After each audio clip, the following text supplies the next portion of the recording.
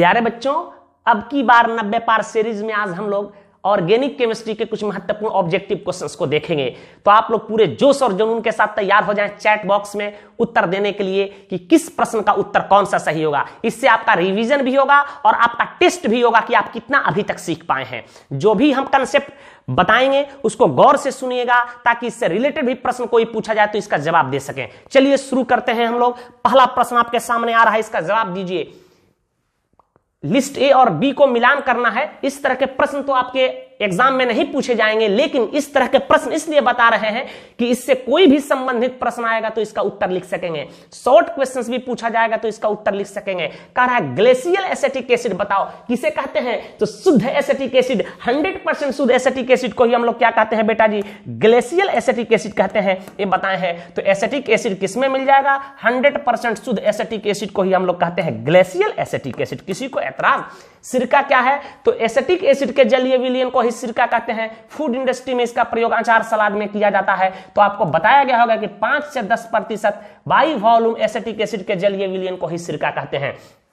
कई बार पूछा गया है कि सिरका का मुख्य अवयव कौन होता है, एसिटिक एसिड। ठीक है, अब कह रहा है कि फूड वुड विनेगर क्या है, इसी को पाइरोलिग्नियस एसिड कहते हैं। आपको बताए होंगे जब कार्बोक्सिलिक एसिड का यूज लिखवा रहे होंगे, वहां नोट में लिखवाए थे कि लकड़ी के व्यंजन आसवन से प्राप्त होता है। इसमें एसिटिक एसिड, इसमें मिथाइल अल्कोहल और एसीटोन पाया जाता है। तो इसका करेक्ट आंसर होना चाहिए acetic acid plus methyl alcohol plus acetone पाया जाता है इसमें। लकड़ी के व्यंजन आसवन से चूंकि मिथाइल अल्कोहल को भी प्राप्त कर लेते हैं, इसलिए मिथाइल अल्कोहल को वुड अल्कोहल या वुड स्पिरिट भी कहते हैं। ये भी बताएंगे। फॉर्मालिन बड़ा ही महत्वपूर्ण है, शॉर्ट क्वेश्चन भी पूछा जा चुका है। फॉर्मालिन क्या है, फॉर्मल्डिहाइड के जलीय विलयन को ही हम लोग फॉर्मालिन कहते हैं। कितना प्रतिशत, तो 40% फॉर्मल्डिहाइड के जलीय विलयन को फॉर्मालिन कहते हैं। इसका प्रयोग बायोलॉजिकल स्पेसिमेंस को सुरक्षित रखने हेतु तथा जर्मिसाइड्स के रूप में प्रयोग किया जाता है। तो देख 40% फॉर्मल्डिहाइड कहां दिखाई दे रहा है, इसका आंसर ई होना चाहिए। इसमें 52% मिथाइल अल्कोहल, 8% जल भी पाया जाता है। अब बताओ फूड प्रिजर्वेटिव कौन है,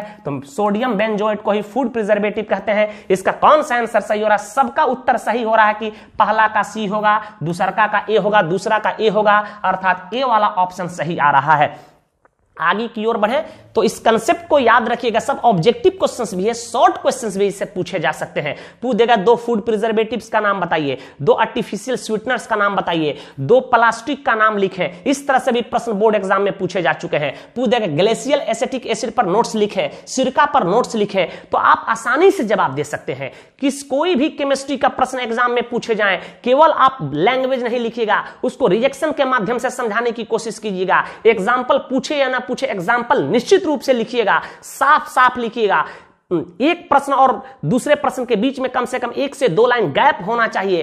प्रश्न को कंप्लीट लिखना है, कॉपी भरने की कोशिश नहीं करना है। कोशिश करना है कि उसका सटीक उत्तर हम लिखें। चलिए आपके सामने दूसरा प्रश्न आ रहा है, इसका जवाब दीजिए। कह रहा है कि फॉर्मिक एसिड को गर्म करने पर क्या बनेगा। आपको ये तमाम बातें हम हीटिंग इफेक्ट में पढ़ा चुके थे, टेक्निक बताए थे कि किस किस एसिड को गरमाने पर क्या क्या बनता है। यहां फॉर्मिक एसिड है बेटा जी, ध्यान दो। फॉर्मिक एसिड को जब ही गरमाओगे तो क्या निकलता है, तुमको बताए थे CO2 बाहर निकल जाता है, कार्बन डाइऑक्साइड और हाइड्रोजन बाहर निकलेगा। तो इसका करेक्ट आंसर, सबका उत्तर सही हो रहा है, सब लोग सही उत्तर दे रहे हैं कि आंसर ए होना चाहिए। एक कंसेप्ट याद रखिएगा, हम आपको H2SO4 का डिहाइड्रेटिंग एक्शन बताए थे, वहां भी बताए थे कि यदि यही फॉर्मिक एसिड है, ध्यान देना कौन एसिड है बेटा, formic acid. Formic acid, formic acid के नाम से वाकिफ है, लाल चींटी में ही पाई जाती है, हड्डा मधुमक्खी के डंक में पाया जाता है एसिड। यदि इसको हम लोग कॉन्क H2SO4 के उपस्थिति में क्या कर दें, गर्म कर दें, और ये क्या है, जल अवशोषक पदार्थ है, तो ये क्या करता है, फॉर्मिक एसिड के जाबड़े से जल को खींच लाता है। तो इसको जाबड़े से यदि हम जल को खींच लेंगे तो क्या बनेगा, इसके जाबड़े से जल को बाहर कर दो, H2O बन रहा है, फिर यहां कार्बन मोनोऑक्साइड बच रहा है। तो ऑप्शन में देखना है कि यदि एरो मार्क पर हीट दे तो CO2 प्लस H2O होगा, और एरो मार्क पर यदि कॉन्क H2SO4 और हीट का साइन बनाए तो आंसर हमारा CO प्लस H2O होगा। इसी प्रकार ऑक्जेलिक एसिड का हीटिंग इफेक्ट बताए थे, सक्सेनिक एसिड का हीटिंग इफेक्ट बताए थे कि उसको गर्म करने पर क्या बनेगा। सारा हीटिंग इफेक्ट देख के आप जाइएगा, कंफर्म। चलिए हम लोग आगे की ओर बढ़ते हैं। प्रश्न नेक्स्ट आपके सामने आ रहा है, इसका जवाब दीजिए। कह रहा है कि एसिड हैलाइड और H2PDBSO4। देखते देखते आपके मन में लड्डू फूट रहा है। मुंड मुंड रोजेनमुंड आपको बताए थे कि क्या करता है, रोजेनमुंड रिडक्शन में होता क्या है कि एसिड हैलाइड को किस में बदल देता है, एल्डिहाइड में। तो क्या होता है, कहीं भी PDBSO4 देख लेंगे बेटा जी तो समझ जाना है कि कौन सा रिडक्शन है, मुंड मुंड रोजेनमुंड है या एसिड हैलाइड को किस में बदलता है, एल्डिहाइड में। यही तो बताए थे। RC डबल बॉन्ड O है, यहां X है, मतलब क्या है, एसिड हैलाइड है, एसिड हैलाइड है। एसिड हैलाइड का रिडक्शन हम कर दिया जाए PD प्लेडियम और बेरियम सल्फेट की उपस्थिति में। बताए थे इसमें अल्प मात्रा में सल्फर या क्यूनोलिन मिला दिया जाता है, इस मिश्रण को जहरीला बना लिया जाता है। तो देखो क्या हुआ, HCl निकल गया और एक हाइड्रोजन जुड़ गया। हाइड्रोजन जुड़ने की प्रक्रिया को रिडक्शन कहते हैं और इस रिडक्शन को हम लोग क्या कहते हैं बेटा जी, रोजेनमुंड रिडक्शन कहते हैं। तो बता क्या प्रोडक्ट बनेगा, एसिड हैलाइड किस में चेंज हो गया, एल्डिहाइड में। तो हमारा करेक्ट उत्तर डी होगा। और कहीं भी एरो मार्क पर PDBSO4 देख लेंगे तो उस रिडक्शन की नाम क्या है, मुंड मुंड रोजेनमुंड बताए थे आपको। तो पूरी रिडक्शन पढ़ के जाना है आपको, सबका उत्तर सही हो रहा है। आगे की ओर बढ़े, किसी को डाउट कहीं शेष, पूरी रिडक्शन आपको याद होनी चाहिए, पूरी ऑक्सीडेशन याद होनी चाहिए आपको। नेक्स्ट प्रश्न आपके सामने आ रहा है, कह रहा है कि फॉर्मल्डिहाइड ड्राई ईथर के उपस्थिति में ग्रिग्नार्ड रिएजेंट से रिजेक्शन करता है, उसके बाद उसकी हाइड्रोलाइसिस किया जाता है तो क्या होता है। इस प्रश्न को समझिए, कई बार यह क्या होता है जब में भी पूछा गया है, भरने के लिए पूछा गया है, अल्कोहल बनाने के लिए भी इससे प्रश्न पूछा गया है। आपको बताए थे कि यदि फॉर्मल्डिहाइड हो, क्या हो, फॉर्मल्डिहाइड हो बेटा जी, और यदि कोई भी ग्रिग्नार्ड रिएजेंट हो, RMgX हो, ड्राई ईथर के उपस्थिति में रिजेक्शन करता है, ड्राई ईथर के उपस्थिति में रिजेक्शन करता है, उसके बाद इसका हाइड्रोलाइसिस किया जाता है। यदि फॉर्मल्डिहाइड हो तो हमेशा याद रखिएगा कि प्राइमरी अल्कोहल बनता है, कंसेप्ट बताए थे। यदि अदर एल्डिहाइड हो, क्या हो, अदर एल्डिहाइड हो, अदर एल्डिहाइड हो, एक कंसेप्ट बताए थे। और RMgX हो बेटा जी, क्या हो, ग्रिग्नार्ड रिएजेंट है और या ड्राई ईथर के उपस्थिति में रिजेक्शन करे, उसके बाद क्या करें, इसका हम लोग हाइड्रोलाइसिस कर दे तो सेकेंडरी अल्कोहल बनता है। और यदि हम लोग कीटोन ले लें, क्या ले लें बेटा जी, कीटोन ले लें और गिन्नू से रिजेक्शन करें, किससे, ग्रिग्नार्ड रिएजेंट से रिजेक्शन करें ड्राई ईथर के उपस्थिति में, देन उसका क्या करें हम लोग, हाइड्रोलाइसिस करें तो यह टर्शियरी अल्कोहल बनता है, टर्शियरी अल्कोहल बनता है। आपको बताए थे कि यह फॉर्मल्डिहाइड ग्रिग्नार्ड रिएजेंट से रिजेक्शन करता है तो पहले एडिशन प्रोडक्ट बनता है, ठीक है, ताली वाला बनता है, और उसके बाद क्या होता है, उसका हाइड्रोलाइसिस करने पर वह टूट के क्या देता है, प्राइमरी अल्कोहल देता है। तो पहले यहां फॉर्मल्डिहाइड देख लिए हैं और यहां देख रहे हैं कि ग्रिग्नार्ड रिएजेंट है, तो पहला तो कंसेप्ट आपके दिमाग में घुस गया कि प्राइमरी अल्कोहल ही बनेगा। तो इसमें नाम दे दिया isopropyl alcohol, ethyl alcohol, acetone. Acetic acid तो होगा नहीं, एसीटोन तो होगा ही नहीं, चूंकि यहां कीटोन यूज करेंगे तब हमारा क्या बनेगा, टर्शियरी अल्कोहल। तो एसीटोन तो बनता ही नहीं है। अब प्रश्न उठता कि यही हमारा दो अल्कोहल बनेगा। आइसोप्रोपाइल अल्कोहल एक सेकेंडरी अल्कोहल है जिसमें कार्बन 3 होता है, तो कंफर्म है कि यहां कार्बन 1 है, यहां कार्बन 1 है, 2 ही कार्बन वाला अल्कोहल बनेगा। तो यहां इथाइल अल्कोहल हमारा उत्तर होना चाहिए। नहीं आ रहा है तो इसको अब रिजेक्शन के माध्यम से हम लोग समझ लेंगे कि कैसे हो रहा है। क्लियर, आप देखो यहां से इसको ऊपर कर रहे हैं बेटा जी, यही हमारा फॉर्मल्डिहाइड है। देखो यहां गौर से समझना कि कैसे समझा रहे हैं। यही हमारा फॉर्मल्डिहाइड है, ध्यान से सुनना, यही फॉर्मल्डिहाइड है और मिथाइल मैग्नीशियम ब्रोमाइड से रिजेक्शन करा रहे हैं ड्राई ईथर की उपस्थिति में। क्यों होता है ड्राई ईथर की उपस्थिति में, बताओ, ये पॉजिटिव पार्ट या negative part, positive part negative पर, निगेटिव पार्ट पॉजिटिव पर, ये एडिशन प्रोडक्ट बनता है। देखो HCOMgBr बन गया और यहां हो जाएगा CH3, यहां हो जाएगा H, इसी को एडिशन प्रोडक्ट कहते हैं। इसका क्या करना है बेटा जी, हाइड्रोलाइसिस कर दो, ठीक है, हाइड्रोलाइसिस कर दो। देखो तो H+ और OH-, यह OH- यह निकल जाएगा, यह निकल जाएगा, क्या निकल गया, MgOH, और क्या निकल गया बेटा जी, यहां Br, मैग्नीशियम हाइड्रोक्सी ब्रोमाइड निकल गया और ये H क्या हो जाता है, जुड़ जाता है। तो देखो यहां क्या बन रहा है बेटा जी, थोड़ा सा ध्यान से सुनना कि क्या बन रहा है। अब ध्यान से सुनना क्या बन रहा है, यहां क्या प्रोडक्ट बन गया, यहां देखो तो यहां तो H है, यहां तो C है, यहां तो H है, यहां CH3 हुआ और यहां O है और यहां क्या बेटा जी बन गया, OH हो गया। अब क्या इसी को हम लोग कहते हैं CH3 CH2OH को ही क्या कहते हैं बेटा, इथाइल अल्कोहल कहते हैं, इथाइल अल्कोहल कहते हैं। तो इतना आपको लंबा करने की जरूरत नहीं है, हमारा करेक्ट आंसर बी हो रहा है। आपको इस तरह से ध्यान देना है, इसका स्क्रीनशॉट लो, पुनः समझा रहे हैं। आपको इस तरह से करना है बेटा जी, ध्यान दीजिएगा कैसे करना है। यदि आपको फॉर्मल्डिहाइड दिखाई दे और ऊपर ग्रिग्नार्ड रिएजेंट, तो देखना है कि एक कार्बन फॉर्मल्डिहाइड में दिखाई दे रहा है, एक कार्बन फॉर्मल्डिहाइड में दिखाई दे रहा है और एक कार्बन ग्रिग्नार्ड रिएजेंट में दिखाई दे रहा है, तो 2 कार्बन वाला प्राइमरी अल्कोहल बना देना है। यहां आइसोप्रोपाइल में 3 कार्बन होता है, इथाइल में 2 कार्बन होता है, या एक सेकेंडरी अल्कोहल है, एक प्राइमरी अल्कोहल है, तो ऐसे भी हमारा उत्तर क्या होना चाहिए, बी होना चाहिए। तो इस तरह के प्रश्नों को आप जवाब दे सकते हैं। ऐसे भी पूछ सकता है कि क्या होता है जब फॉर्मल्डिहाइड मिथाइल मैग्नीशियम ब्रोमाइड से ड्राई ईथर के उपस्थिति में अभिक्रिया करता है, उसके बाद उसका जल अपघटन किया जाता है। यह कई बार ऐसे भी प्रश्न पूछा गया है। फॉर्मल्डिहाइड हो और ग्रिग्नार्ड रिएजेंट हो तो प्राइमरी अल्कोहल, अदर एल्डिहाइड हो, ग्रिग्नार्ड रिएजेंट हो सेकेंडरी अल्कोहल, और कीटोन हो और ग्रिग्नार्ड रिएजेंट हो तो कंफर्म है कि टर्शियरी अल्कोहल बनेगा। यह अल्कोहल बनाने की विधि में भी हम चर्चा किए थे। यहां तक किसी को डाउट, स्क्रीनशॉट लो, आगे की ओर बढ़ते हैं। नेक्स्ट प्रश्न आपके सामने आ रहा है। हम लोग preparation of aldehyde and ketone में पढ़े हैं, या फिर हीटिंग इफेक्ट में देखे थे कि क्या होता है। कैल्शियम एसीटेट को गर्म करने पर प्राप्त होता है। एक कंसेप्ट याद रखिएगा, सब लोग ओरली उत्तर दे चुके हैं, कंसेप्ट याद रखिएगा। कोई भी कैल्शियम साल्ट हो, calcium salt of carboxylic acid हो, यदि उसको हम ऐसे ही गर्म कर दें, याद रखिएगा, शुष्क आसवन कर दें, ड्राई डिस्टिलेशन कर दें, कहना का सुखले गर्मा दे भोजपुरी में, तब गर्माओगे तो इससे हमेशा कैल्शियम कार्बोनेट निकलेगा, या तो वह एल्डिहाइड प्राप्त होगा और नहीं तो वह कीटोन देगा। अब यह निर्भर करेगा कि वह कैल्शियम साल्ट कैसा है। कंसेप्ट याद कि calcium salt of carboxylic acid को गर्म करने पर एल्डिहाइड या कीटोन बनता है। यदि दो हम साल्ट ले ले, एक कैल्शियम का साल्ट एक और ले ले, एक दूसरा कैल्शियम का साल्ट ले ले, यदि मिश्रित करके भी गर्म करेंगे तो एल्डिहाइड या कीटोन बनेगा। और वहां कंसेप्ट दिए थे कि हमेशा बड़ा में छोटा वाला का ग्रुप सटता है। क्लियर है। अब यहां कह रहा है कैल्शियम एसीटेट, देखो तो यही कैल्शियम एसीटेट है बेटा जी, यही कैल्शियम एसीटेट है। कैल्शियम एसीटेट तो लिखना भी आना चाहिए आपको। कैल्शियम एसीटेट है, इसको कह रहा है कि गरमाएंगे। अरे गरमाएंगे तो क्या होगा, कौनो चीज टूटेगा, टूटेगा, बर्बाद होगा, उसको बर्बाद कर दो। कैल्शियम कार्बोनेट को निकाल दो यहां से, देखो तो CaCO3 निकल गया। अब बस जो बच गया सटा दो, यहां देखो तो CH3 बच रहा है, C डबल बॉन्ड O बच रहा है, यहां CH2 बच रहा है। इसी को तो एसीटोन कहते हैं, डाई मिथाइल कीटोन कहते हैं। हमेशा याद रखना कि कैल्शियम एसीटेट, कैल्शियम एसीटेट को ही लैब में गर्म करके एसीटोन बनाया जाता है। प्रयोगशाला में एसीटोन बनाने की यही प्रक्रिया है। तो बता इसका कौन सा उत्तर होगा, एसिटल्डिहाइड तो होगा नहीं, फॉर्मल्डिहाइड तो होगा ही नहीं, एसीटोन दिखाई दे रहा है, डाई मिथाइल कीटोन, यही उत्तर हमारा सही हो रहा है। सारे लोग का आंसर सही है कि एसीटोन दिखाई दे रहा है। इस तरह के प्रश्न तो हम लोग 50 बार किए होंगे कि कैल्शियम साल्ट को गर्म करने पर क्या बनता है, एल्डिहाइड या कीटोन बनता है और CaCO3 निकलेगा। एक प्रश्न और आपके सामने हम दे रहे हैं, इसका जवाब आप दीजिएगा। ये बिहार बोर्ड में पूछा भी जा चुका है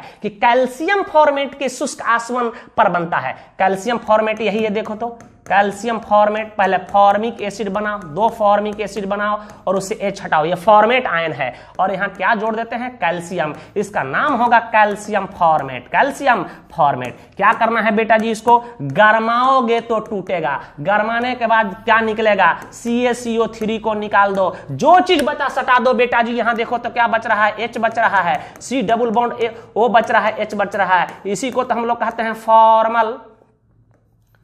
फॉर्मल्डिहाइड। क्या बच रहा है बेटा, फॉर्मल्डिहाइड, या इसी को कहते हैं मीथेनल। क्या कहते हैं, मीथेनल कहते हैं। यह एल्डिहाइड बन जाए, एक कार्बन का बड़ा ही कड़वा होता है। तो बताओ क्या बनेगा, यही तो फॉर्मल्डिहाइड है, ये तो बनेगा नहीं, ये तो एसिटिक एसिड है, एसीटोन है। यहां तक किसी को दिक्कत है क्या, तो याद रखना कि कैल्शियम फॉर्मेट को गर्म करने पर फॉर्मल्डिहाइड, कैल्शियम एसीटेट का शुष्क आसवन करने पर एसीटोन बनता है। यह कई बार पूछा जा चुका है।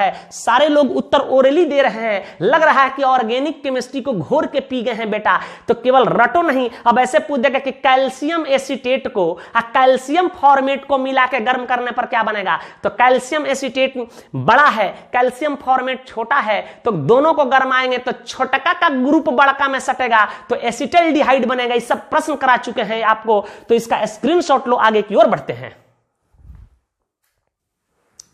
आगे बढ़े बेटा, नेक्स्ट प्रश्न आपके सामने आ रहा है, इसका जवाब दीजिए आप।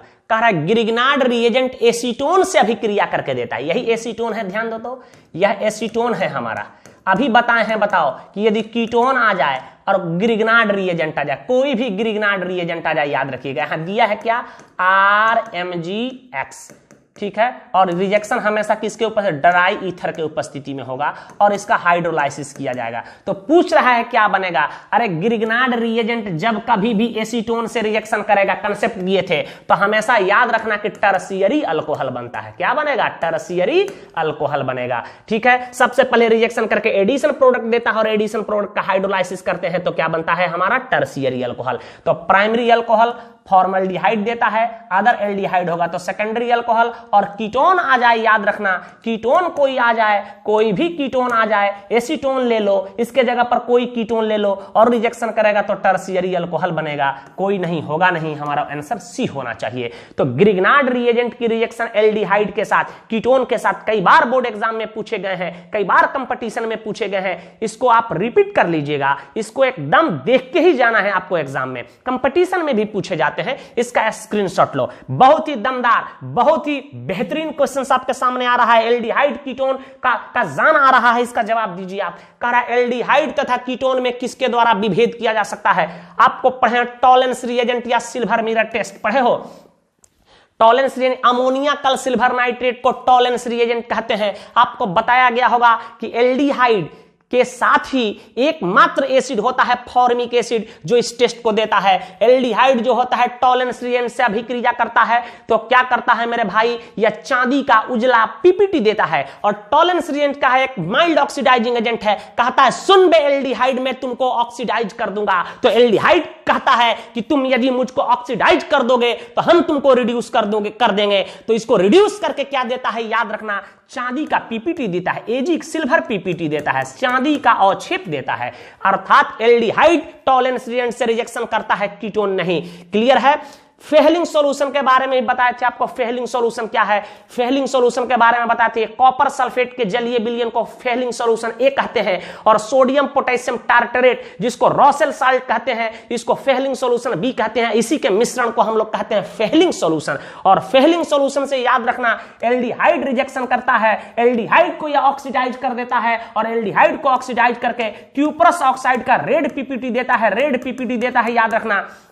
लाल अवक्षेप देता है, कई बार पूछा गया है, रेड पीपीटी देता है, लेकिन कीटोन रिजेक्शन नहीं करता है। साथ ही एरोमेटिक एल्डिहाइड भी रिजेक्शन नहीं करता है। एक चार्ट आपको बनवाए थे कि कौन फेहलिंग टेस्ट देगा, कौन टॉलेंस टेस्ट देगा, कौन बेनेडिक्ट टेस्ट देगा, आपको पता है। और बेनेडिक्ट टेस्ट क्या है, यह एडवांस फेहलिंग टेस्ट होता है, याद रखिएगा। यह भी एल्डिहाइड जो होता है बेनेडिक्ट सॉल्यूशन से रिजेक्शन करता है तो Cu2O का लाल अवक्षेप देता है परंतु एल्डिहाइड रिजेक्शन नहीं करता है। और बेनेडिक्ट सॉल्यूशन कहते किसे, आपको ये भी बताया है, कॉपर सल्फेट CuSO4 के जलीय विलयन और सोडियम पोटेशियम साइट्रेट के मिश्रण को ही हम लोग कहते हैं बेनेडिक्ट सॉल्यूशन, याद रखिएगा। तो एल्डिहाइड जो होता है टॉलेंस टेस्ट देता है, एल्डिहाइड जो होता है फेहलिंग टेस्ट देता है एरोमेटिक को छोड़ करके, एल्डिहाइड जो होता है बेनेडिक्ट टेस्ट देता है। और ये तीनों क्या है, माइल्ड ऑक्सीडाइजिंग एजेंट है, याद रखना। और परंतु कीटोन इस टेस्ट को नहीं देता है, अल्फा हाइड्रोक्सी कीटोन को छोड़ करके। ये तमाम चीजों का अल्फा हाइड्रोक्सी कीटोन इस टेस्ट को दे सकता है, हेमी एसिटल इस टेस्ट को दे सकता है। तो आपको चार्ट ही बनवाए थे कि कौन कौन देता है, कौन कौन नहीं देता है। तो बताओ, एल्डिहाइड ये देगा, एल्डिहाइड यह देगा, एल्डिहाइड यह देगा, लेकिन कीटोन इस तीनों टेस्ट को नहीं देता है। अर्थात यह तीनों टेस्ट का प्रयोग हम लोग कहां करते हैं, एल्डिहाइड और कीटोन में अंतर स्पष्ट करने के लिए। पुनः सुन लीजिएगा, टॉलेंस रिएजेंट क्या है, या अमोनिया कल सिल्वर नाइट्रेट के जलीय विलयन के विलयन को ही हम लोग कहते हैं टॉलेंस रिएजेंट। अमोनिया कल सिल्वर नाइट्रेट, यह AgNO3 है और अमोनिया कल को कहते हैं अमोनिया कल, अमोनियम हाइड्रोक्साइड और AgNO3 के जलीय विलयन को ही हम लोग कहते हैं टॉलेंस रिएजेंट, एक माइल्ड ऑक्सीडाइजिंग एजेंट है।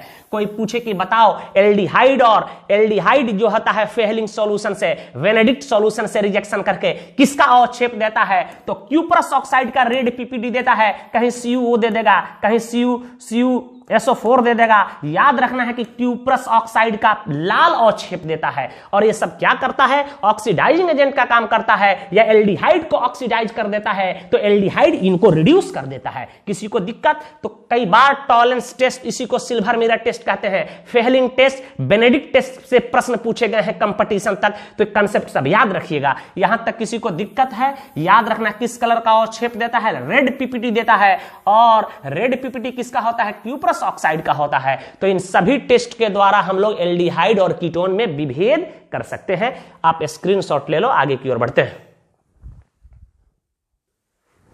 नेक्स्ट प्रश्न आ रहा है, इसका जवाब दीजिए। कैनिजारो रिएक्शन निम्न में से किसके द्वारा नहीं होती है, कह रहा है किसके द्वारा नहीं होती है। तो कैनिजारो रिएक्शन कौन देता है, बड़ा ही महत्वपूर्ण रिएक्शन है। कैनिजारो वही देता है जिसके पास अल्फा एच एटम नहीं होता है, नहीं होता है, वही हमारा क्या देगा, कैनिजारो अभिक्रिया को देता है। तो कह रहा है कि निम्न में से कौन कैनिजारो रिजेक्शन निम्न में से किसके द्वारा नहीं होती है, माने जिसके पास अल्फा एच एटम होगा वही हमारा कैनिजारो अभिक्रिया को नहीं देगा, और जिसके पास अल्फा एच एटम नहीं होता है वह कैनिजारो अभिक्रिया को देता है। यहां देखो यह फॉर्मल्डिहाइड है, इसके पास मेरे भाई अल्फा एच एटम ही नहीं है, अल्फा एच एटम ही नहीं है, अल्फा एच एटम नहीं, अरे अल्फा कार्बन ही नहीं है। फंक्शनल ग्रुप के बाद जस्ट जुड़े कार्बन को अल्फा कार्बन कहते हैं। जब अल्फा कार्बन ही नहीं है तो अल्फा एच एटम नहीं होगा, अल्फा एच एटम नहीं होगा तो वह कैनिजारो रिजेक्शन देगा। अर्थात हमारा ये ऑप्शन सही नहीं है, क्योंकि कह रहा है कि कौन किसके द्वारा नहीं होती है। यहां देखो हमारा एसिटल्डिहाइड है, यह फंक्शनल ग्रुप है, यह अल्फा कार्बन, इसके पास अल्फा एच एटम है, अल्फा एच एटम क्या है, अल्फा एच एटम है, अर्थात यह कैनिजारो रिएक्शन क्या करेगा, कैनिजारो रिएक्शन नहीं देगा। तो हमारा आंसर क्या हो जाएगा, बी हो जाएगा। किसी को दिक्कत है, अरे बोलो कोई समस्या है। अब कह रहा है कि बताओ इसमें देखो यही बेंजल्डिहाइड है बेटा, यहां देखो ऑप्शन बड़ा कर दे रहे हैं, सी डबल बॉन्ड एच कर रहे हैं, यह फंक्शनल ग्रुप है, देख रहे हैं। इस कार्बन के पास बताओ कार्बन की वैलेंसी संतुष्ट है 1 2 3 4, इसके पास अल्फा एच एटम नहीं है, कह सकते हैं इसके पास अल्फा एच एटम क्या है, नहीं है, अर्थात यह कैनिजारो रिएक्शन देगा। तो हमारा करेक्ट आंसर क्या होना चाहिए, बी। याद रखना कि कैनिजारो रिएक्शन वैसे एल्डिहाइड देते हैं, वैसे एल्डिहाइड देते हैं जिसके पास अल्फा एच एटम नहीं होता है। और अल्डोल संघनन में क्या बताया था, वैसे एल्डिहाइड और कीटोन अल्डोल संघनन को देते हैं जिसके पास अल्फा एच एटम होता है। ये कंसेप्ट भूलिएगा मत। तो हमारा आंसर इसके हिसाब से क्या होना चाहिए, बी होना चाहिए। कैनिजारो रिजेक्शन पर नोट्स लिखे कई बार पूछा जा चुका है, तो कैनिजारो अभिक्रिया, अल्डोल संघनन अभिक्रिया निश्चित रूप से आपको याद होना चाहिए। Cross Cannizzaro rejection, cross aldol condensation, सब रिजेक्शन को डिटेल में पढ़ाया गया है, सबको डिटेल देख के जाइएगा आप। नेक्स्ट प्रश्न आपके सामने आ रहा है, इसका जवाब आप दीजिएगा। कह रहा है किसमें अल्डोल संघनन नहीं पाया जाता है। तो अल्डोल संघनन कौन देगा, जिसके पास अल्फा एच एटम होता है वही देता है। एकदम भोजपुरी में ठेठ स्टाइल में याद रखना है, जिसके पास अल्फा एच एटम होता है वही देता है, अन्यथा नहीं, अन्यथा नहीं याद रखना है, अन्यथा नहीं। तो कह रहा है किसमें नहीं पाया जाता है, तो जिसके पास अल्फा एच एटम होगा वह देगा, जिसके पास अल्फा एच एटम नहीं होगा वो नहीं देगा। तो यहां देख रहे हैं कि इस एल्डिहाइड और कीटोन में इसके पास अल्फा एच एटम है, अर्थात यह अल्डोल संघनन अभिक्रिया को देगा, निश्चित रूप से देगा। अब देख रहे हो कि यह एल्डिहाइड फंक्शनल ग्रुप है, यहां अल्फा कार्बन, यह बीटा कार्बन, इस अल्फा के पास भी क्या है, एच एटम मौजूद है, तो यह भी क्या होगा, अल्डोल संघनन अभिक्रिया देगा। यहां देख रहे हैं एसिटल्डिहाइड है, इसके पास भी क्या है, अल्फा एच एटम है, अर्थात यह क्या है, अल्डोल संघनन अभिक्रिया देगा। लेकिन कह रहा है कि किसमें नहीं पाया जाता है, यहां देख रहे हो फॉर्मल्डिहाइड है, इसके पास एल्डिहाइड ग्रुप है, लेकिन इसके पास अल्फा कार्बन ही नहीं है, अर्थात इसके पास अल्फा एच एटम नहीं है, अर्थात अल्फा एच एटम नहीं है, अर्थात यह अल्डोल संघनन अभिक्रिया को नहीं देगा। और अल्डोल संघनन अभिक्रिया क्या है, आपको लिखवाए थे कि वैसे एल्डिहाइड या कीटोन जिसके अल्फा पोजीशन पर एच एटम होते हैं वह तनु क्षार, डाइल्यूट क्षार या 50% हमारा क्षार के उपस्थिति में इसके दो अणु सेल्फ ऑक्सीडेशन रिडक्शन की क्रिया में भाग लेते हैं। ठीक है, एक का ऑक्सीडेशन होता है तो दूसरे का रिडक्शन होता है, जिसके फलस्वरूप बीटा हाइड्रोक्सी एल्डिहाइड या बीटा हाइड्रोक्सी कीटोन नामक कंपाउंड बन जाता है, जिसको अल्डोल संघनन अभिक्रिया के नाम से हम जानते हैं। तो अल्डोल संघनन अभिक्रिया कई बार एग्जाम में पूछा जा चुका है। कौन देगा, जिसके पास अल्फा एच एटम होगा वह देगा, और जिसके पास नहीं होगा वो नहीं देगा। कैनिजारो कौन देगा, देगा, जिसके पास अल्फा H एटम नहीं होगा वह काइनेजारो देगा, और जिसके पास अल्फा H एटम होगा वह काइनेजारो को नहीं देगा। ये कंसेप्ट याद रखना है। अल्फा H एटम होगा वो देगा, जिसके पास नहीं होगा नहीं देगा। तो अल्फा H एटम नहीं है तो ये नहीं देगा, इसके पास अल्फा H एटम है तो ये अल्डोल संघनन अभिक्रिया देगा। तो ये दोनों रिजेक्शन बड़ा ही महत्वपूर्ण है, स्क्रीनशॉट ले सकते हो। आगे की ओर बढ़ते हैं। कह रहा है कि फॉर्मल्डिहाइड अमोनिया से अभिक्रिया करके यूरोट्रोपिन देता है, इसका सूत्र है। यूरोट्रोपिन के बारे में आप पढ़ चुके हैं कि यूरोट्रोपिन का प्रयोग एंटीसेप्टिक्स के तौर पे इस्तेमाल करते हैं। पेशाब के रास्ते में यदि कोई संक्रमण हो जाए तो उसके इलाज में भी इसका प्रयोग किया जाता है। और इसी यूरोट्रोपिन का हम लोग क्या कर दें, नाइट्रेशन कर दे तो विस्फोटक पदार्थ RDX बनता है। आपको लिखवाए होंगे नोट में कहीं।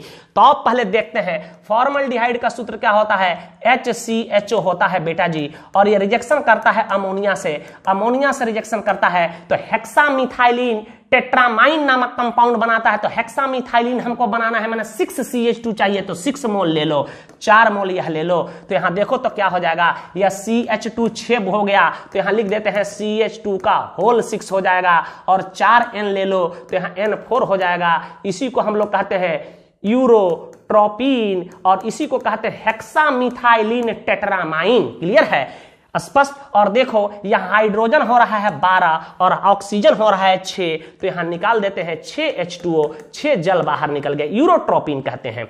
अब बताओ यूरोट्रोपिन का कौन सूत्र सही है, तो CH2 का होल 6 होना चाहिए, माने हेक्सामिथाइलिन होना चाहिए और टेट्रामाइन होना चाहिए, यही सूत्र है।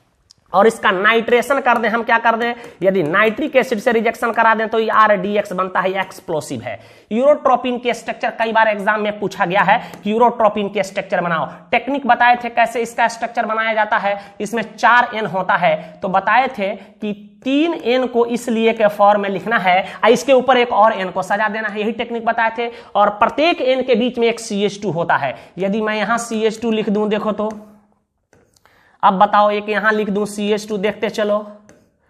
अब बताओ यहां मैं एक CH2 लगा दूं, यहां एक CH2 लगा दूं, एक यहां CH2 लगा दूं और एक यहां CH2 लगा दूं।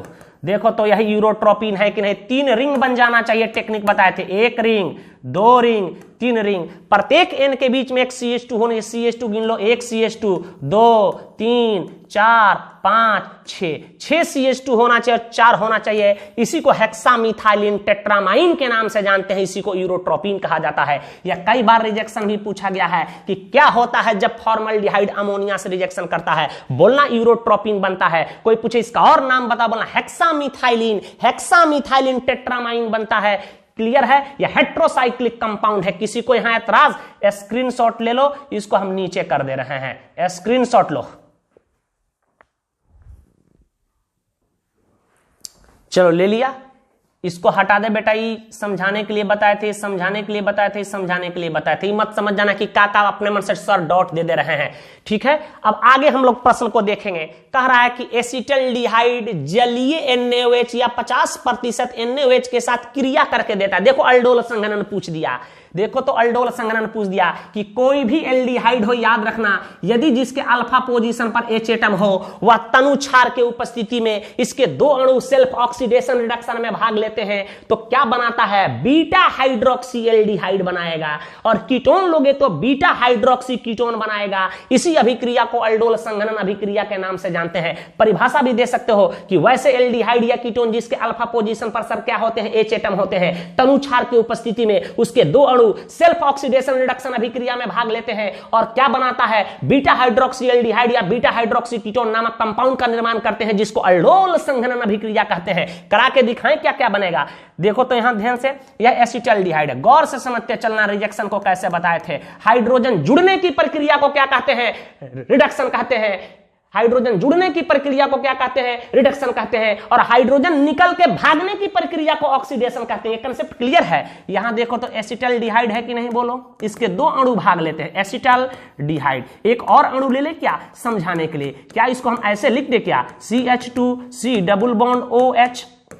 और किसके उपस्थिति में रिजेक्शन होता है बेटा, यहां बता रहे हैं 50% NaOH, क्षार के उपस्थिति में रिजेक्शन। अब देखो होता क्या है क्या होता है यहां देखो, यह H atom alpha H atom O को दे रहा है मेरे बेटा जी, ध्यान देना, यह हाइड्रोजन दे रहा है, मतलब इसका रिडक्शन हो रहा है और इससे निकल के भाग रहा है, इसका ऑक्सीडेशन हो रहा है, बस सटा देना है, कुछ करना नहीं। अब यहां देखो CH3 है, यहां देखो तो क्या हो जाएगा, OH हो जाएगा, यहां CH हो जाएगा, यहां CH2 हो जाएगा, यहां C डबल बॉन्ड क्या हो जाएगा, OH हो जाएगा। अब देखो तो ये अल्फा कार्बन है या बीटा कार्बन है, बीटा हाइड्रोक्सी एल्डिहाइड बन रहा है। यदि बीटा पोजीशन पर OH आ रहा है, समझेंगे कि रिजेक्शन सही है। इसका नाम क्या हो जाएगा, आयुपैक नेम पहले लिख के दिखा रहे हैं। इसका आयुपैक नेम देखो क्या है, यही तो सवाल पूछ रहा है, बनेगा क्या। यहां देखो 1 2 3 4 क्या बन रहा है, 3 हाइड्रोक्सी ब्यूटेनल बन रहा है, ब्यूटेनल बन रहा है। तो हमारा आंसर क्या होगा, 3 हाइड्रोक्सी ब्यूटेनल हो जाएगा उत्तर।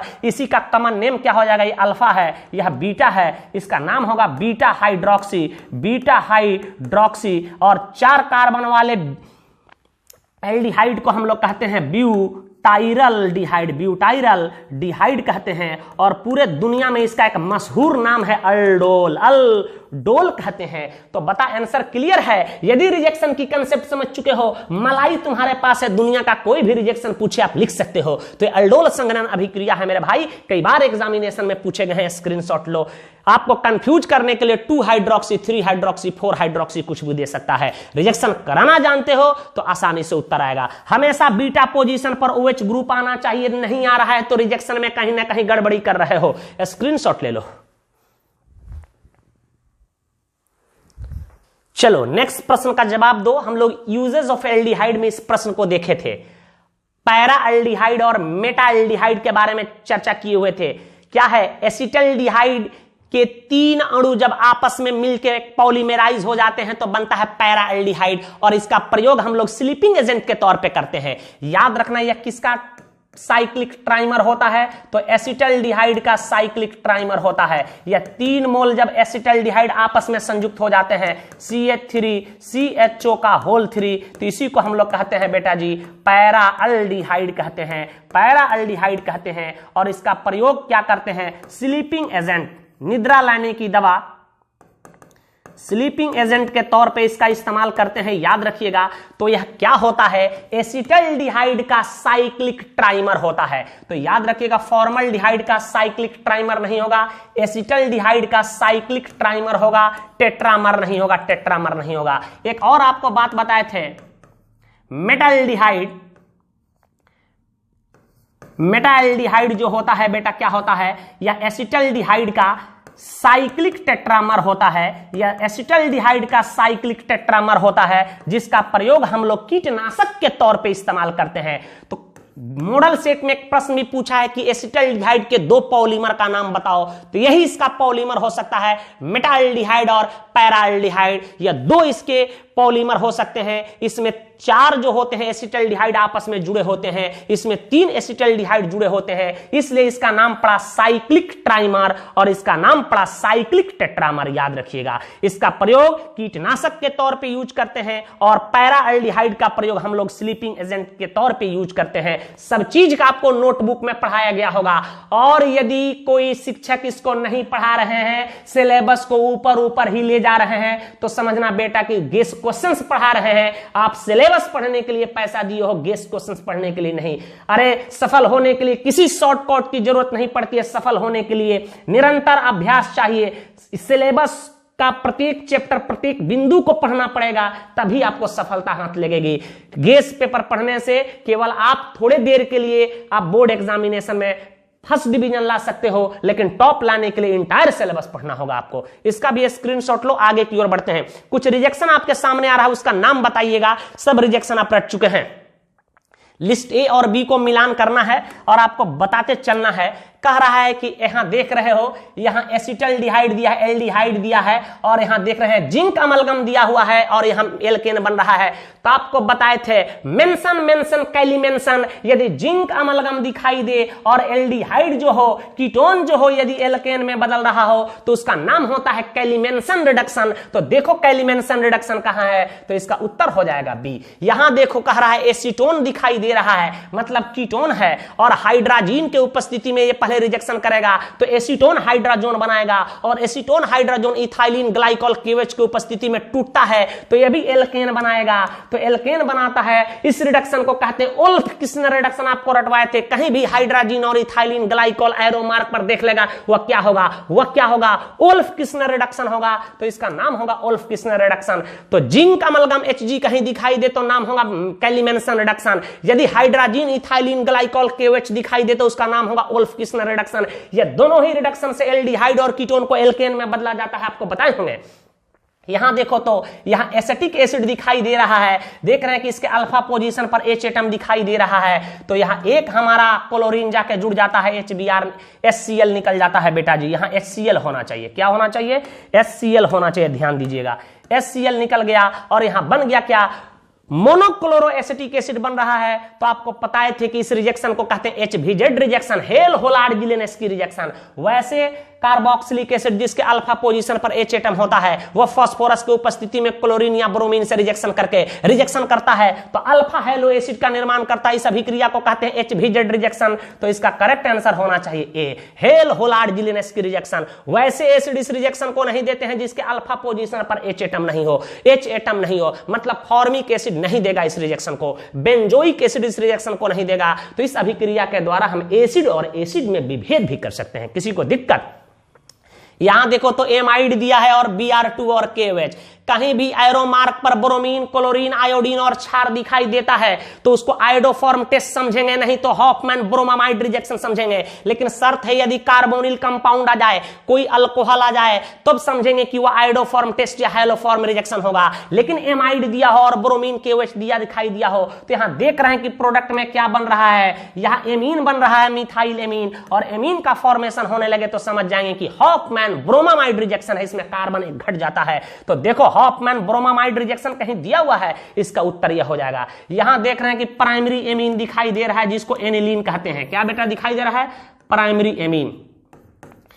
प्राइमरी एमीन जब आपको बताए थे कि क्लोरोफॉर्म और KOH से रिजेक्शन करता है तो आइसोसाइनाइड का निर्माण करता है, फिनाइल आइसोसाइनाइड बना लिया, कार्बाइल एमीन बना लिया। इस रिजेक्शन को हम लोग कहते हैं कार्बाइल एमीन रिजेक्शन। क्या कहते हैं, कार्बाइल एमीन रिजेक्शन कहते हैं। तो मिला दिए, इससे 4, 5, 6 ऑब्जेक्टिव क्वेश्चंस और हमारा रिजेक्शन भी याद हो गया। यदि कोई प्राइमरी एमीन क्लोरोफॉर्म और KOH से रिजेक्शन करके आइसोसाइनाइड बनाए तो कार्बाइल एमीन रिजेक्शन। यदि कोई एमाइड ब्रोमीन और KOH के उपचार के उपस्थिति में एमीन का निर्माण करे तो हॉफमैन ब्रोमामाइड रिजेक्शन। यदि कोई एल्डिहाइड या कीटोन कोई जिंक अमलगम और कॉन्क HCl के उपस्थिति में एल्केन दे रहा होगा तो कैलिमेंसन रिडक्शन। मेंशन कैलिमेंसन आपको रटवाए थे। और यदि एल्डिहाइड या कीटोन हाइड्रोजन इथाइलिन ग्लाइकॉल और KOH के उपस्थिति में टूट करके वह एल्केन देता हो तो उसका नाम होगा ओल्फ किस्नर रिडक्शन। किसी को दिक्कत है, यहां तक कहीं कोई कंफ्यूजन है, तमाम रिजेक्शन आपको पढ़ाया जा चुका है।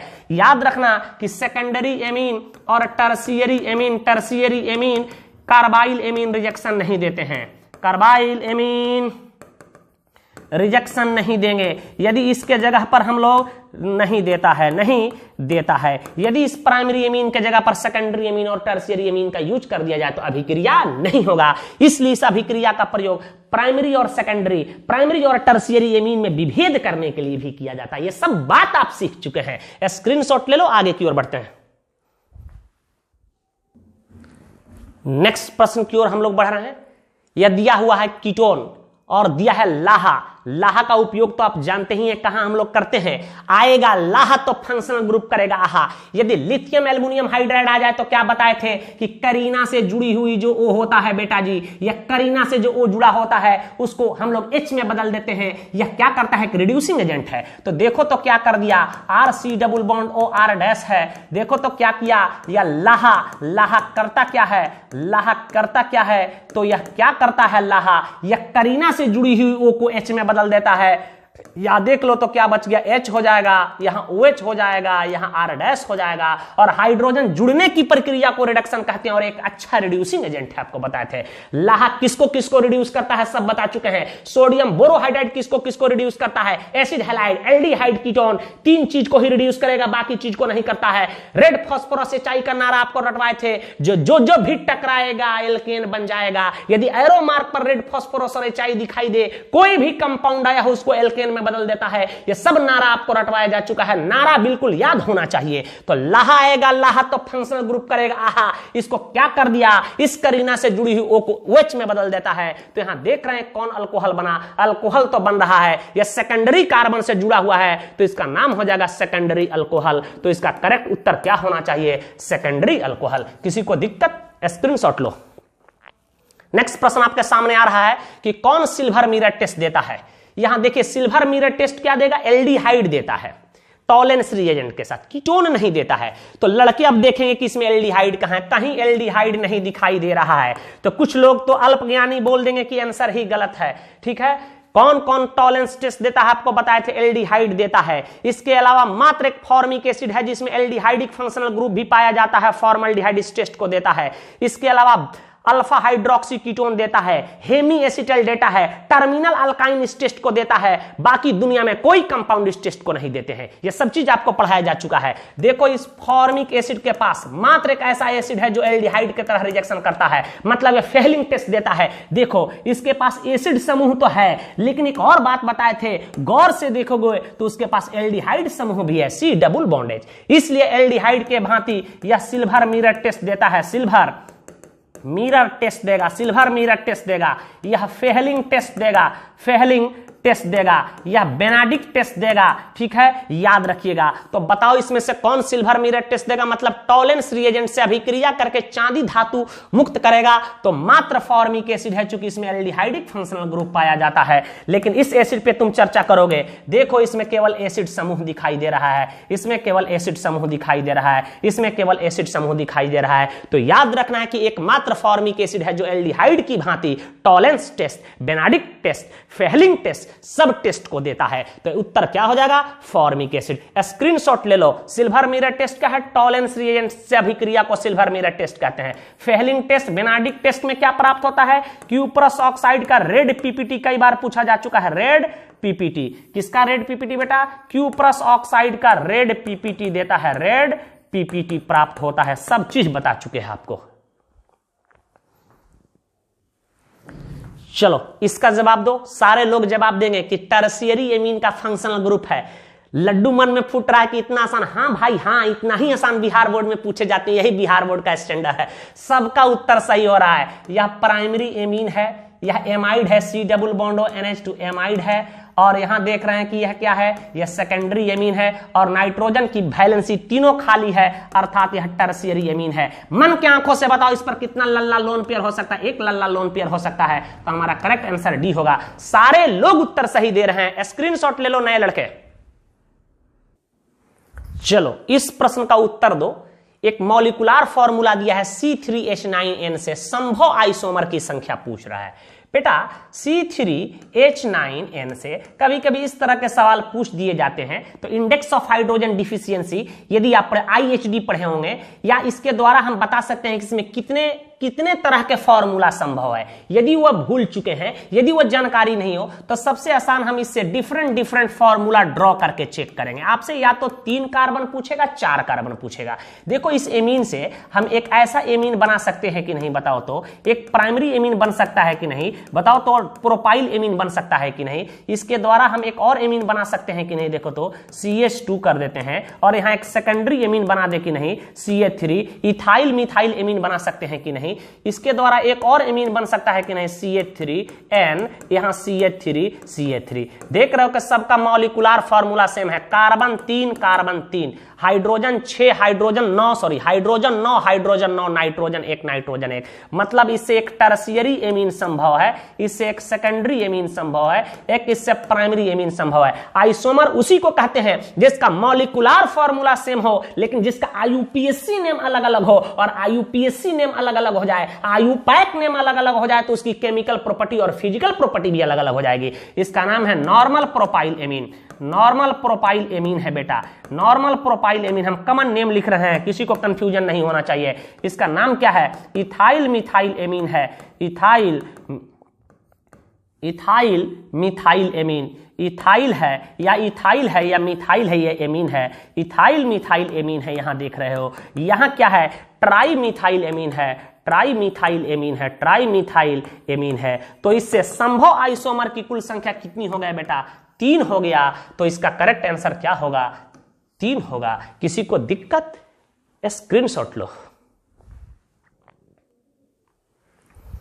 चलिए नेक्स्ट प्रश्न हम लोग देख रहे हैं, बड़ा ही महत्वपूर्ण है कि क्षारीय शक्ति का सही क्रम। हम लोग आई इफेक्ट में बहुत सारा प्रश्न बनाए थे कि di methyl amine methyl amine के तुलना में प्रबल क्षार होता है क्यों? फॉर्मिक एसिड एसिटिक एसिड के तुलना में प्रबल अम्ल होता है क्यों? Trichloro acetic acid monochloro acetic acid के तुलना में प्रबल अम्ल होता है क्यों? इस तरह के प्रश्न हम लोग आई इफेक्ट में देखे थे। आई इफेक्ट के आधार पर किसी भी एसिड की सापेक्षिक शक्ति, किसी भी क्षार की सापेक्षिक शक्ति की व्याख्या हम लोग किए थे, वहां इस सबको डिटेल में अध्ययन किए थे। फिर भी एक चीज मैं आपको बता रहा हूं, ध्यान से सुनिएगा इस कंसेप्ट को, तब प्रश्न को आप बनाइएगा या उत्तर दीजिए। कुछ लोग उत्तर दे रहे हैं, कुछ लोग का उत्तर बिल्कुल सही आ रहा है, लेकिन समझ लीजिए इसको कैसे हम लोग हल करेंगे। थोड़ा सा ध्यान दीजिएगा इस प्रश्न को। यहां इथाइल एमीन की चर्चा कर रहा है। सबसे पहला बात याद रखिएगा कि गैसीय अवस्था में, कई बार पूछा गया है, गैसीय अवस्था में या नॉन एक्वस सॉल्वेंट में, नॉन एक्वस सॉल्वेंट में मतलब अजलीय कोई विलायक हो, पानी नहीं हो, उसमें एमीन के क्षारीय शक्ति का क्रम इस प्रकार होता है। सबसे अधिक क्षारीय होगा, याद रखना मेरे बाबू, tertiary, then secondary, then primary, उसके बाद अमोनिया। चूंकि ये अमोनिया का डेरिवेटिव्स होता है, ये भी ऑर्डर पूछा गया है, लेकिन कब? याद रखिए, गैसीय अवस्था में या नॉन एक्वस सॉल्वेंट में। जल में याद रखना, जल में इनकी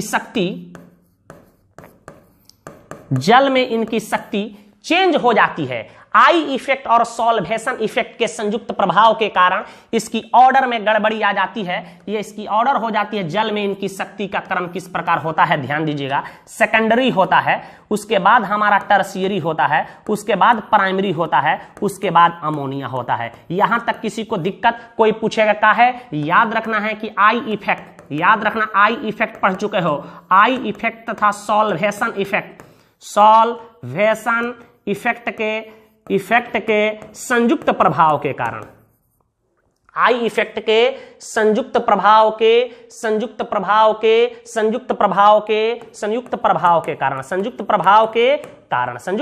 के कारण याद रखना है। क्लियर है? यदि कह दे कि गैसीय अवस्था में एमीन की क्षारीय शक्ति का क्रम बताओ, तो टर्शियरी एमीन मोर क्षारीय होता है सेकेंडरी से, और प्राइमरी उसके बाद अमोनिया। और जल में पूछे तो हमेशा याद रखना है कि सेकेंडरी एमीन जो होता है हमेशा अधिक क्षारीय होगा टर्शियरी से, टर्शियरी अधिक होगा प्राइमरी से, और उसके बाद अमोनिया होगा। ये बता चुके थे आपको। एक चीज और याद रखिएगा, टर्मोलॉजी। अब यहां ध्यान दीजिएगा, इसी आधार पे हम लोग देख रहे हैं इथाइल एमीन और मिथाइल एमीन की आपको शक्ति याद रखना है। ध्यान दीजिएगा। अब कोई पूछ दे इथाइल एमीन की आपसे शक्ति दे दे, इथाइल एमीन कह दे, तो इथाइल एमीन की शक्ति पूछ दे, तो हमेशा याद रखना इसी क्रम में सजाना है कि secondary amine, then tertiary amine, then primary amine, then ammonia. हम व्याख्या नहीं कर रहे हैं, ऑब्जेक्टिव की टेक्निक बता रहे हैं। तो secondary, then tertiary, then primary, then ammonia होना चाहिए हमारा उत्तर। यही नोट याद रखना है आपको। अब बताइए यहां कि हमारा कौन एमीन दिखाई दे रहा है?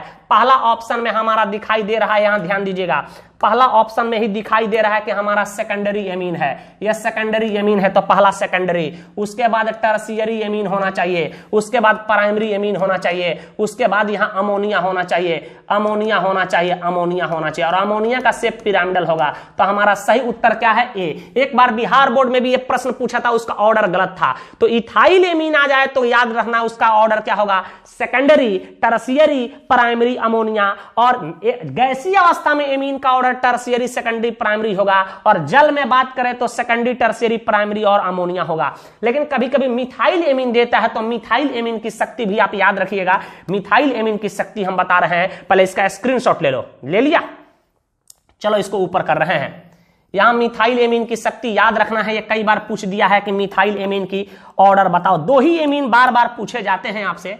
यह मिथाइल एमीन की शक्ति आपको निकालना है। मिथाइल एमीन का शक्ति आपको बताना है कि सबसे अधिक कौन क्षारीय होगा। तो मिथाइल एमीन में याद रखना कि डाई मिथाइल एमीन जो होता है सबसे अधिक क्षारीय होगा, मतलब सेकेंडरी। पहले सजाना है सेकेंडरी को, डाई मिथाइल एमीन। उससे के बाद क्षारीय होता है हमारा मिथाइल एमीन। यह ऑर्डर बदल जाता है। और उसके बाद होता है टराई मिथाइल एमीन। क्या होता है बेटा जी? ट्राईमिथाइल एमीन, और उसके बाद होता है अमोनिया। तो इसका ऑर्डर भी पूछा जाता है कि सबसे पहले सेकेंडरी, उसके बाद प्राइमरी, उसके बाद टर्शियरी, उसके बाद अमोनिया होता है। तो मिथाइल एमीन के केस में यह बात याद रखिएगा, ये कई बार पूछे जाते हैं। तो इस तरह के प्रश्न हम बहुत सारा करवाए होंगे आपको, कहां पे आई इफेक्ट पढ़ाए थे। इसका स्क्रीन शॉट ले लो, नीचे करें इसको। चलो चलो चलो, साफ साफ पहले स्क्रीनशॉट ले लो प्रश्न का। चलो आगे की ओर बढ़े बेटा, ये सब बिल्कुल कंसेप्ट याद रखिएगा। एमीन से कुछ और रिलेटेड प्रश्न हम बता रहे हैं। कह रहा है कि निम्न में से कौन हिन्सबर्ग रिएजेंट, जिसको बेंजीन सल्फोनाइल क्लोराइड कहते हैं, कह रहा है कि हिन्सबर्ग रिएजेंट से अभिक्रिया नहीं करता। यही ना प्रश्न है। कह रहा है कि निम्न में से कौन हिन्सबर्ग रिएजेंट से अभिक्रिया नहीं करता। तो आपको बताए होंगे कि प्राइमरी एमीन जो होता है, प्राइमरी एमीन जो होता है हिन्सबर्ग रिएजेंट से रिएक्शन करता है, हिन्सबर्ग रिएजेंट से रिएक्शन करता है, हिन्सबर्ग रिएजेंट से रिएक्शन करता है, और एक कंपाउंड बनाता है जो क्षार में घुलनशील होता है। क्षार में क्या होता है? घुलनशील होता है। सेकेंडरी एमीन जो होता है, सेकेंडरी एमीन हिन्सबर्ग रिएजेंट से अभिक्रिया करता है, एक कंपाउंड का निर्माण करता है जो क्षार KOH में अघुलनशील होता है। और बताएं मेरे भाई, टर्शियरी एमीन की चर्चा किए थे, बताए थे टर्शियरी एमीन के पास याद रखना कि अल्फा ऐसे, मेरे बारे भाई याद रखना, एक्टिव हाइड्रोजन एटम नहीं होता। C6H5SO2Cl, SO2Cl यही हमारा नहीं होता, इसके पास एक्टिव हाइड्रोजन एटम, जिसके कारण यह रिजेक्शन नहीं करता, नो रिजेक्शन। तो इस अभिक्रिया के द्वारा हम लोग प्राइमरी, सेकेंडरी, टर्शियरी एमीन में अंतर स्पष्ट करते हैं।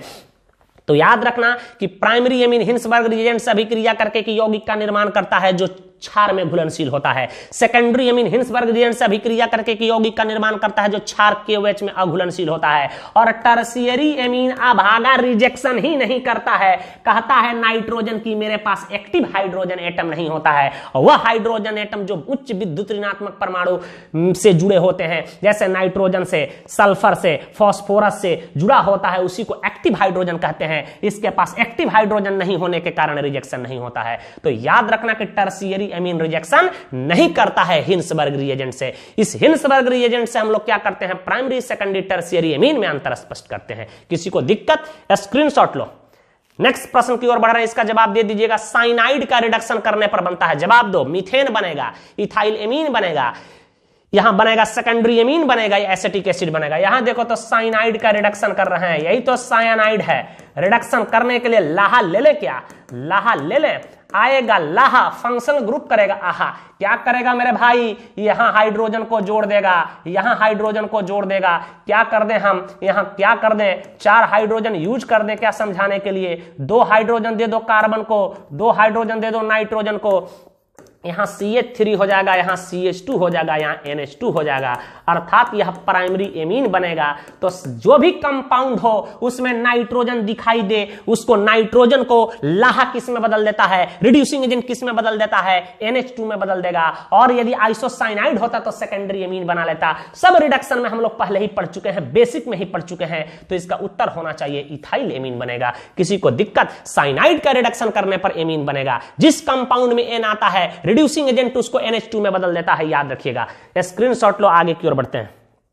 इसका जवाब आप दो कि यह एमीन दिया हुआ है, एक टर्शियरी एमीन, इसका आयुपैक नेम होगा। आयुपैक नेम सही सही जवाब टाइप कीजिए, क्या होगा? चैट बॉक्स में टाइप करके बताइए। 4 ऑप्शन दिए हैं, सही सही जवाब दीजिएगा, मिस्टेक ना हो जाए। आप देखिए, यही हमारा फंक्शनल ग्रुप है, देख रहे हो? क्लियर? किसी को दिक्कत? अब यहां से हम कार्बन का लंबा चेन 1 2 3, एमीन की पोजीशन 2 पे। अब बताओ सही सही नाम, अब सही सही नाम बताओ। बिल्कुल सही टाइप कर रहे हो तुम। N पे क्या है? इथाइल है, तो नाम हो जाएगा N इथाइल, देख रहे हो? फिर देख रहे हो क्या है? N पर क्या है? मिथाइल है, तो नाम हो जाएगा N पर क्या हो जाएगा? मिथाइल हो जाएगा। बोल, पैरेंट चेन में कार्बन की संख्या कितनी है? यहाँ 3 दिखाई दे रहा है, तो प्रोपान हो जाएगा कि नहीं? बोलो, प्रोपान हो जाएगा कि नहीं? और एमीन की पोजीशन कितना पर है? 2 पर है, तो यहां लिख देंगे प्रोपान टू एमीन हो जाएगा। अरे बोलो, किसी को एतराज है कि नहीं? कौन आंसर मैच कर रहा है? N ethyl, N methyl, propan two amine होगा हमारा बी आंसर। सही है। लगभग 90% लोग सही उत्तर दे चुके हैं। जो नोमेनक्लेचर ही नहीं पढ़े हैं, जिनको रिजेक्शन मैकेनिज्म ही नहीं आता है, उनको भाई ऑर्गेनिक केमिस्ट्री तो भारी लगेगा ही। सिवान के लिए तो भारी है पूरी ऑर्गेनिक केमिस्ट्री। स्क्रीनशॉट लो, आगे की ओर बढ़ते हैं। अब कह रहा है यहां देखो, या भी एल्डिहाइड कीटोन हम लोग पढ़ चुके हैं। कार्बोहाइड्रेट में टोटल ग्लूकोज की रिजेक्शन हम आपको बताए थे। जो एल्डिहाइड पढ़ लिया हुआ कार्बोहाइड्रेट की रिजेक्शन में कहीं दिक्कत नहीं होगा। पूरी कार्बोहाइड्रेट को हम लोग दबंग थ्योरी के साथ पढ़े। यहां देख रहे हैं कि यह क्या है, ग्लूकोज दिखाई दे रहा है और रेड फास्फोरस और HI आ गया। तो इसका नारा क्या होता है, जो जो भी टकराएगा एल्केन बन जाएगा। तो यहां देख रहे हैं कितना कार्बन है, 1 कार्बन, यहां 4 कार्बन, 5 कार्बन, 1 6 कार्बन, 6 कार्बन वाले एल्केन में तब्दील कर दो। यहां हो जाएगा CH3 CH2 का होल 4 लिख दो और यहां क्या लिख दो, CH3। इसी को तो कहते हैं नॉर्मल हेक्सेन कहते हैं। नॉर्मल हेक्सेन कहते हैं तो उत्तर क्या हो जाएगा, नॉर्मल हेक्सेन हो जाएगा। बिल्कुल आसान अभिक्रिया पूछा जाता है। ग्लूकोनिक एसिड कब बनाएगा बताए थे। ग्लूकोज साइनोहाइड्रिन कब करेगा, जब HCN से रिजेक्शन करता है एल्डिहाइड। ग्लूकोज ऑक्सिम कब करेगा, जब याद रखिए ग्लूकोज जो है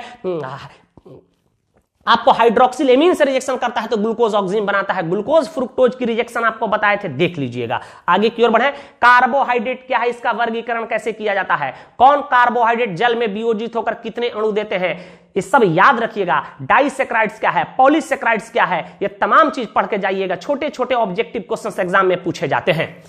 नेक्स्ट प्रश्न आपके सामने आ रहा है, इसका उत्तर दीजिए आप। टेफ्लॉन के बहुलीकरण के, टेफ्लॉन किसके बहुलीकरण के फलस्वरूप बनता है। टेफ्लॉन को ही हम लोग कहते हैं पॉलीटेट्रा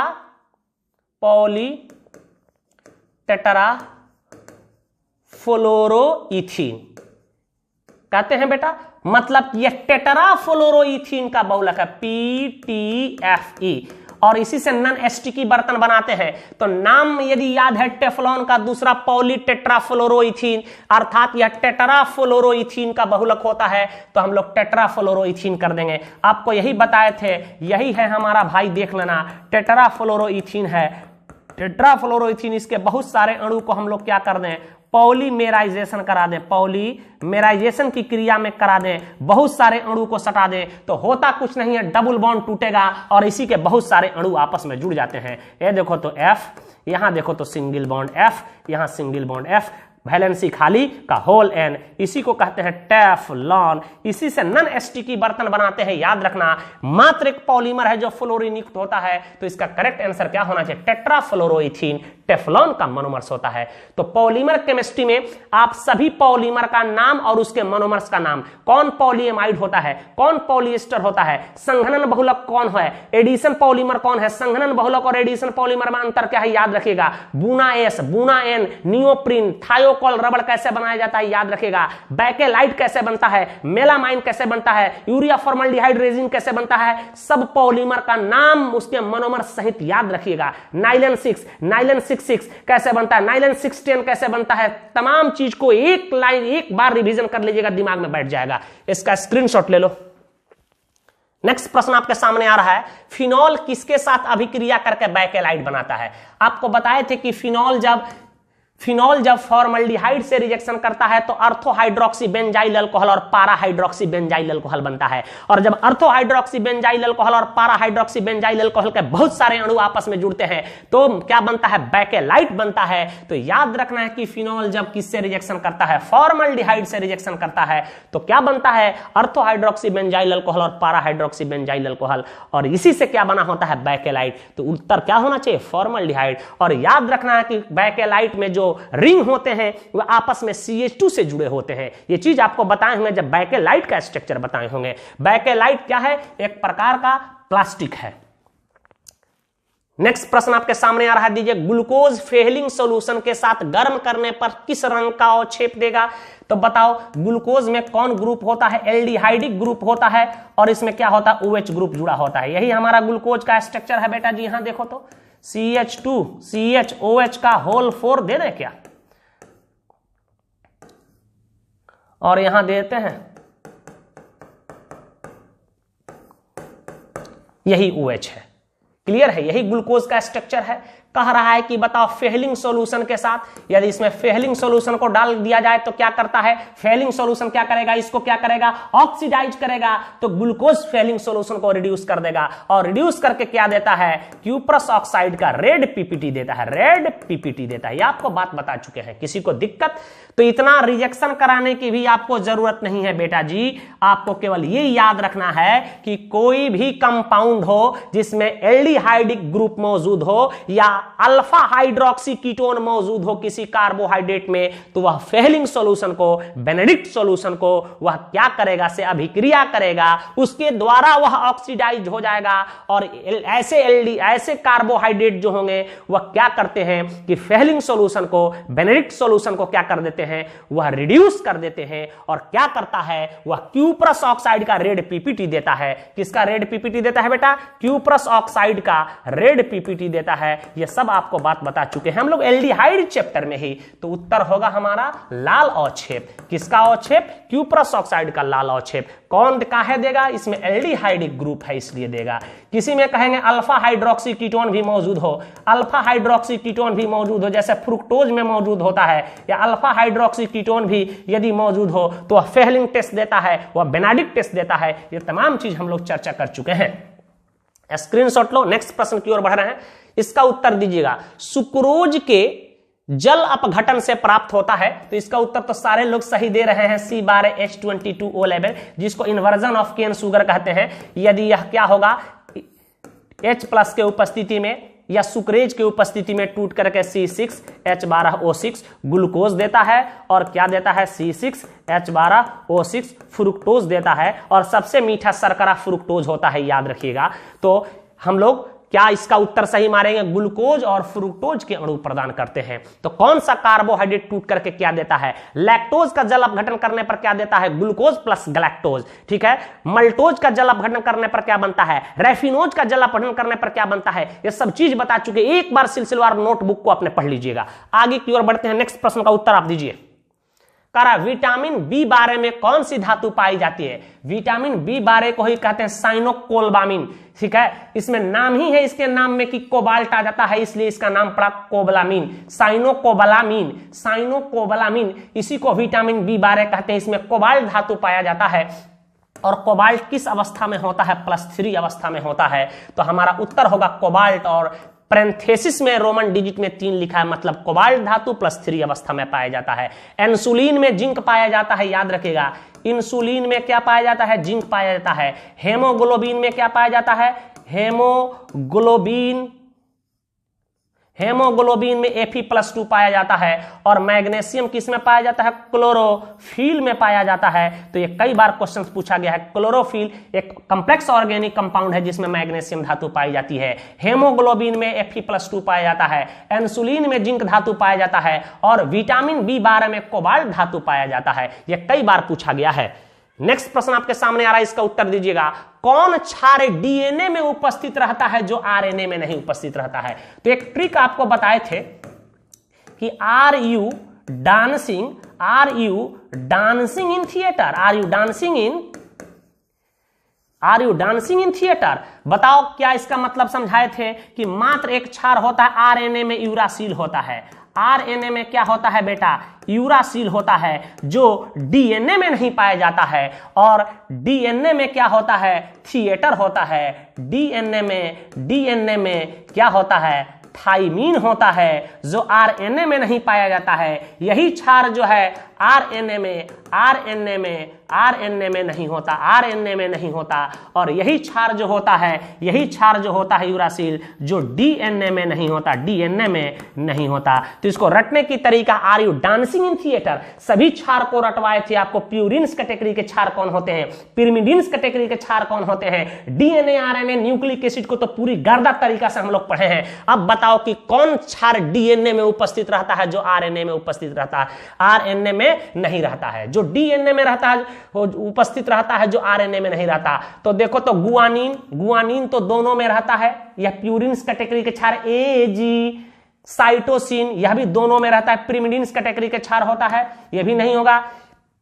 यूरासिल दिया है। यूरासिल जो है मेरे भाई किसमें, केवल आरएनए में होता है, डीएनए में नहीं होता। और यहां थाइमिन दिया हुआ है जो केवल डीएनए में होता है, आरएनए में नहीं होता। तो कह रहा कि कौन सा क्षार डीएनए में उपस्थित रहता जो आरएनए में नहीं रहता, तो हमारा उत्तर होगा थाइमिन। याद रखना कि are you dancing in theatre, मतलब आरएनए में यूरासिल होता है जो डीएनए में नहीं होता, जो डीएनए में नहीं होता। और डांसिंग इन थिएटर का मतलब डीएनए में थाइमिन पाया जाता है जो आरएनए में नहीं होता। तो इस तरह के प्रश्न को तो आप काफी बार बनाए होंगे और आपके मस्तिष्क में बैठ गया होगा। इसका भी स्क्रीनशॉट ले, सबका उत्तर बिल्कुल सही था, सब लोग सही उत्तर दे रहे हैं। नेक्स्ट प्रश्न की ओर हम लोग बढ़ रहे हैं। अब कह रहा है कि विटामिन सी का केमिकल नेम।